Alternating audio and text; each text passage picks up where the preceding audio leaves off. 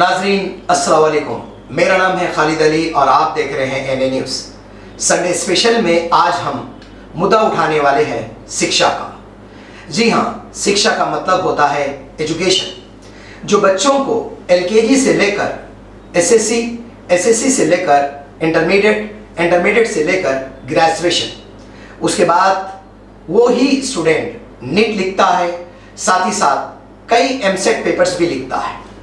लेकिन एजुकेशन के अंदर जब बच्चा दाखिल होता है कोई भी स्कूल के अंदर, क्या आप अंदाज़ा लगा रहे हैं कि स्कूल माफिया उन लोगों के ऊपर ऐसे ऐसे फीसेस चार्ज कर रहा है जिसे हिंदुस्तान और साथ ही साथ स्टेट एजुकेशन मिनिस्टर हो या एजुकेशन सेक्टर के जो मेन ऑफिसर्स हो, क्या इस पे फोकस कर रहे हैं?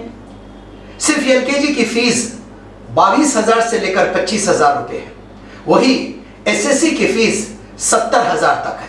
फिर ये शख्स जब एग्जामिनेशन लिखता है, मेमो को पाने के लिए भी 2,000 रुपये बनना पड़ता है। इस तेलंगाना में एजुकेशन के सेक्टर के नाम पर ऐसे कई हाई इंस्टीट्यूट्स माफिया बनकर स्टूडेंट्स और उनके पेरेंट्स के पास खून जिस तरीके से इंसान को खींचते हैं, उसी तरीके से पैसा खींच रहे हैं।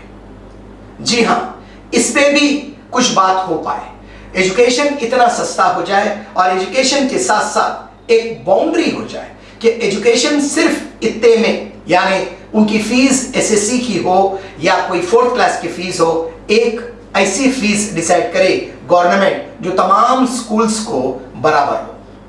देश भर में निजी स्कूलों की बढ़ती फीस को लेकर अभिभावकों का गुस्सा बढ़ता जा रहा है। सोशल मीडिया प्लेटफॉर्म एक्स पर हजारों पोस्ट सामने आ रही हैं, जिनमें माता पिता लगातार बढ़ती फीस, भारी भरकम बिल और आर्थिक बोझ को लेकर अपनी नाराजगी जाहिर कर रहे हैं। वहीं कई मीडिया रिपोर्ट्स में भी पिछले कुछ वर्षों में निजी स्कूलों की फीस में उल्लेखनीय बढ़ोतरी की बात सामने आई है, जिससे फीस की पारदर्शिता और वहनीयता को लेकर सवाल उठ रहे हैं। अब अभिभावक जवाब मांग रहे हैं कि आखिर शिक्षा इतनी महंगी क्यों होती जा रही है। हम आपको कुछ निजी स्कूलों की फीस रसीदें भी दिखा रहे हैं, जरा इन आंकड़ों पर गौर कीजिए। बढ़ती फीस ने कई परिवारों की चिंता बढ़ा दी है। सोशल मीडिया पर भी हजारों अभिभावक ऐसे ही अनुभव साझा कर रहे हैं और फीस व्यवस्था में अधिक पारदर्शिता की मांग कर रहे हैं। हिंदुस्तान के अंदर आप देख रहे हैं कि कई जगहों पर गवर्नमेंट आप स्कॉलरशिप की प्रॉमिस की है। हर स्टेट के अंदर फीस एम्बेसमेंट का मसला भी उसी तरीके से उठ रहा है। तेलंगाना के अंदर 10,000 करोड़ से लेकर 12,000 करोड़ तक गवर्नमेंट कॉलेज को बाकी है। फीस एम्बेसमेंट के मामले में कई बार स्टूडेंट्स रोड पे आ चुके हैं और ऐसे मैनेजमेंट्स जाकर एजुकेशन के डायरेक्टर से मिले हैं कि उनकी जो फीस एम्बेसमेंट की जो फीस होती है और स्कॉलरशिप की जो फीस होती है, अब तक वो कॉलेजों को अदा नहीं की गई है। क्या फीस एम्बेसमेंट के लिए यहां पर भी स्टूडेंट को दोषी माना जा रहा है? कभी ये स्टूडेंट 4 इयर्स कंप्लीट करने के बाद भी कॉलेज का मैनेजमेंट ये कहता है उनसे कि ये सर्टिफिकेट आपको नहीं दिया जाएगा, केवल इसीलिए क्योंकि आपने जो गवर्नमेंट से आपको स्कॉलरशिप थी वो कॉलेज को नहीं है।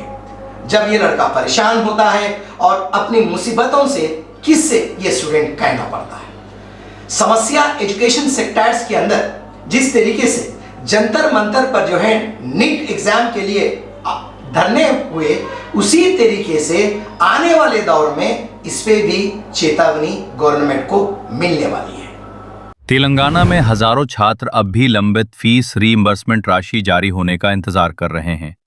अदालत में हुई कार्यवाही के दौरान बताया गया कि केवल इंजीनियरिंग कॉलेजों के लंबित फीस रीइंबर्समेंट बकाए 1,000 करोड़ रुपए से अधिक हैं, जबकि कई शिक्षण संस्थानों का दावा है कि कई शैक्षणिक वर्षों के कुल बकाए इससे कहीं अधिक हैं। छात्र और अभिभावकों का कहना है कि इस देरी के कारण उन पर आर्थिक बोझ बढ़ रहा है और उनकी पढ़ाई प्रभावित हो रही है। वहीं कॉलेज प्रबंधन भी सरकार से लंबित फीस रीइंबर्समेंट राशि जल्द जारी करने की मांग कर रहे हैं, ताकि छात्रों की शिक्षा बिना किसी बाधा के जारी रह सके। सियासत के अंदर काकरोच जनता पार्टी का आगाज तो हो चुका है। जंतर मंतर पे आपने सुना होगा कि उनके मुखिया ने यह बात की है, ये तो आगाज है, अभी देखते जाओ। क्या कांग्रेस जनता पार्टी आने वाले दौर में ऐसे ही मुद्दों को लेकर बीजेपी पार्टी को घेरने वाली है? कांग्रेस जनता पार्टी को साथ देने वाले चंद पार्टियां भी इसी लड़ाइयों में अपना भी हाथ धो ले रहे हैं।